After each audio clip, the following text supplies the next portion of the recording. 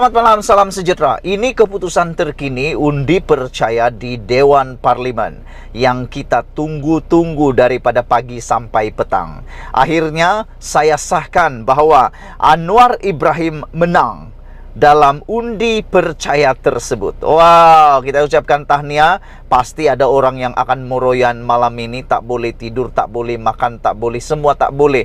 Harap-harap dia boleh tengok bola sepak ulangan lah, Argentina lawan France. Okey, baik.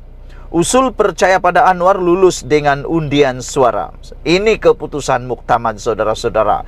Dewan Rakyat bersidang buat pertama kali selepas pilihan raya umum ke-15. Ahli parlimen hari ini telah pun membahaskan usul undi percaya terhadap Anwar Ibrahim dengan begitu panjang lebar sebentar tadi. Pada tepat 6.12 petang sebentar tadi, usul percaya terhadap Perdana Menteri lulus dengan undian suara, bukan undian belah bahagi. Anwar kekal sebagai Perdana Menteri. Yang saya hairan, kenapa tidak dibuat undi belah bahagi ya?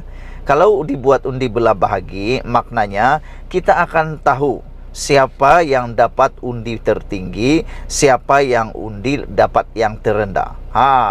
Okey, saudara-saudara, itu keputusan yang memang kita tunggu-tunggu sekalian. Ahli parlimen Tambun ini, yaitu Anwar Ibrahim, mendapat sokongan majoriti ahli parlimen sebagai Perdana Menteri ke-10 selepas usul undi percaya dibentangkan di Dewan Rakyat petang tadi. Usul undi percaya itu diluluskan dengan undian suara selepas dibentangkan oleh Timbalan Perdana Menteri Fadila Yusof dan kemudian dibahaskan oleh 12 ahli parlimen. Saudara-saudara, itulah keputusan yang kita dapat daripada Dewan Rakyat.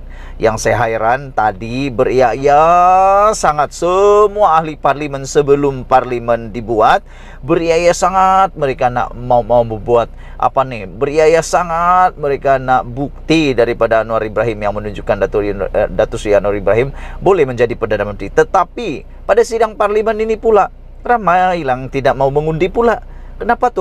Terutamanya Perikatan Nasional. Tiba-tiba Sahidan kata tak payahlah mengundi, biarlah dorang undi sesama sendiri. Ada lagi yang kata, Taqiyuddin Hasan pun kata, dia kata tak payahlah mengundi sebab sudah bersifat akademik. Agung dah lantik Datuk Seri Anwar Ibrahim sebagai Perdana Menteri. Nah, kan ini bagus. Kan itu lebih baik. Awal-awal dulu sudah cakap. Tak payah lagi berbunyi sana sini, tak payah lagi menyusahkan diri sana sini, meroyan sini sana. Lebih baik terima saja Datuk Seri Anwar Ibrahim sebagai Perdana Menteri. Jangan lagi mempersoalkan keabsahan beliau. Jadilah pembangkang yang paling berwibawa. Bertahanlah selama 5 tahun lagi. Nanti 5 tahun lagi pilihan raya tiba, di sanalah anda berusaha lagi menjadi Perdana Menteri. Jangan lagi suka-suka lagi nak pula tebuk-tebuk atap, tebuk atas kiri kanan depan belakang.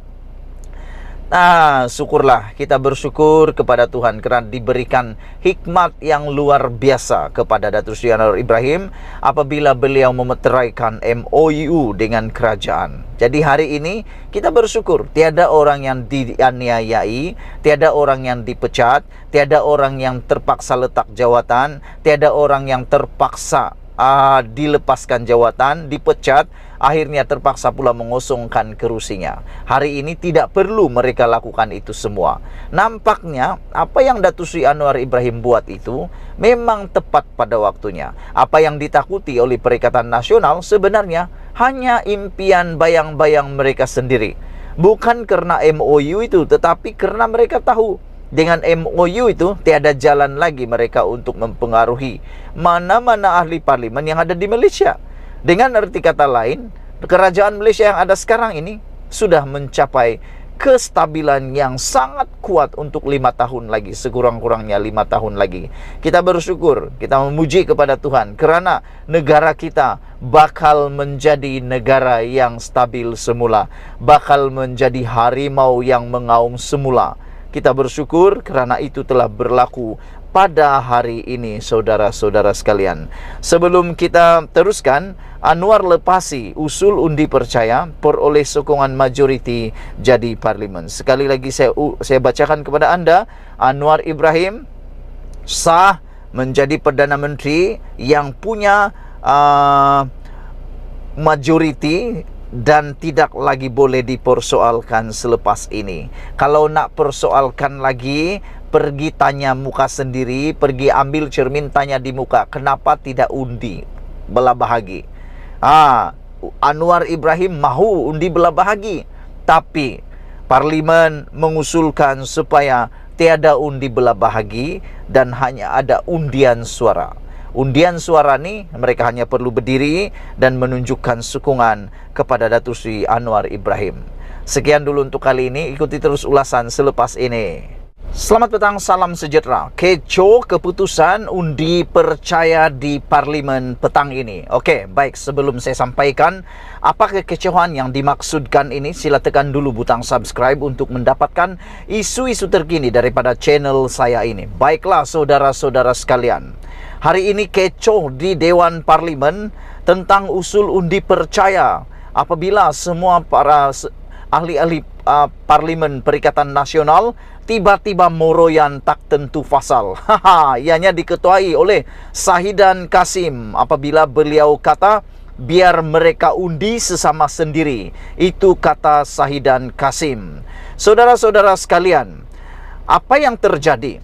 Shahidan Kassim yang mewakili Parlimen Arau, mewakili Parti Perikatan Nasional, mencadangkan Perikatan Nasional tidak mengambil bahagian dalam undi percaya. Ini paling saya rasa paling win. Alasan kantoi, alasan takut kedapatan yang mereka dah kalah teruk, alasan supaya mereka tak kedapatan bahawa mereka sudah tidak punya lagi undi dan mereka confirm kalah di dalam Dewan Parlimen.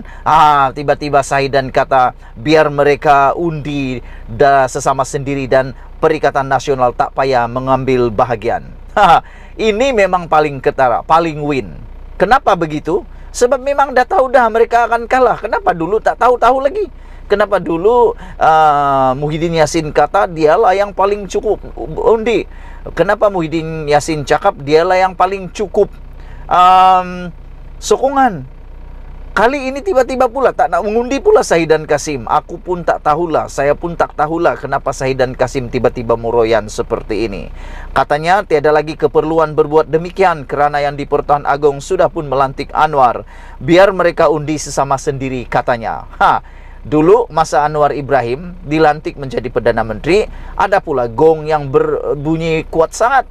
Ada pula orang yang meroyan kata dialah yang paling banyak undi. Dan ada pula yang mengatakan bahawa tunjukkan bukti. Sekarang ini bukti nak ditunjukkan.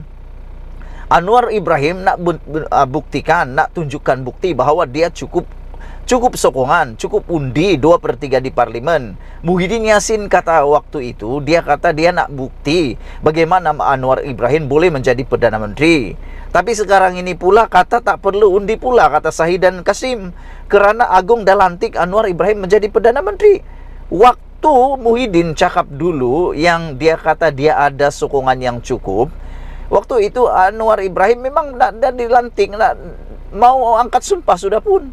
Bahkan selepas Anwar Ibrahim sudah angkat sumpah, masih ada lagi pemimpin Perikatan Nasional yang cuba mempersoalkan keabsahan Datuk Seri Anwar Ibrahim sebagai Perdana Menteri. Tapi sekarang ini macam takut pula.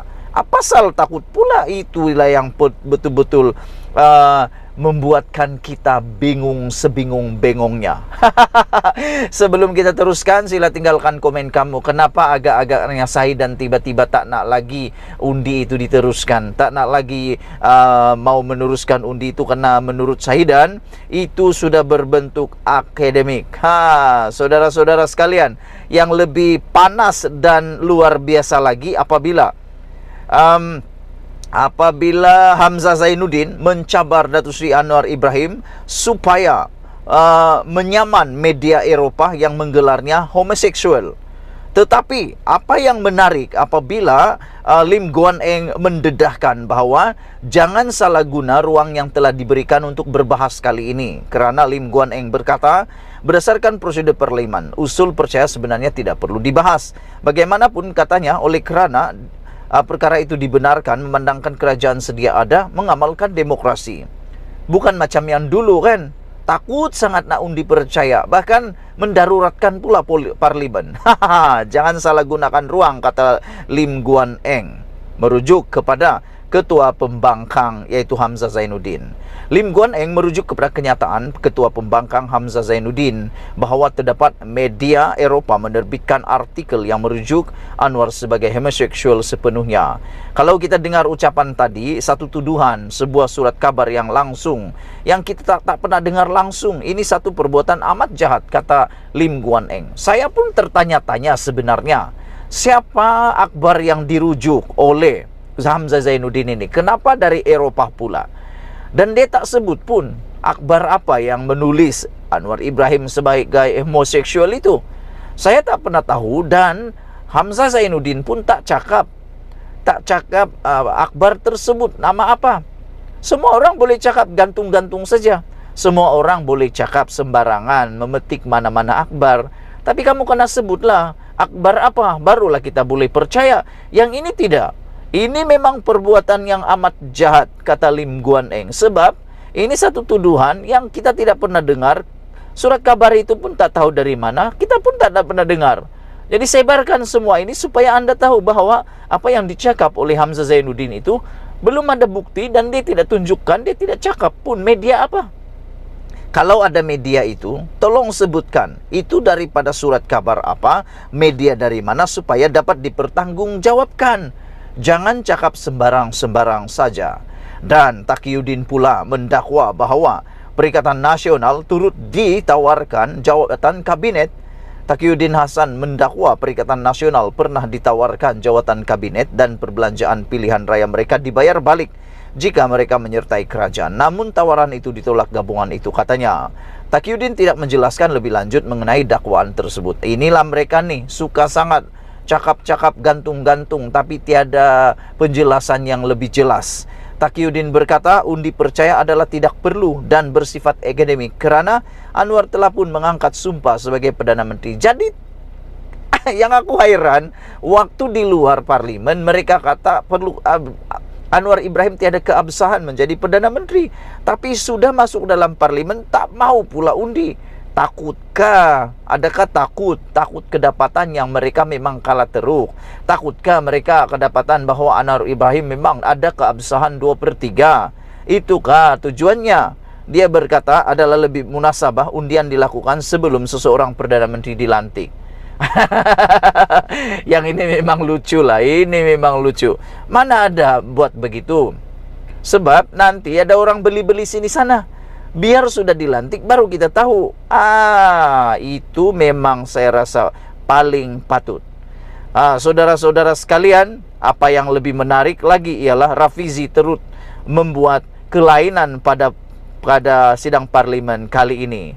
Dan apa yang dikatakan oleh Shahidan Kasim ini memang menarik perhatian kita apabila beliau kata biar mereka undi sesama sendiri.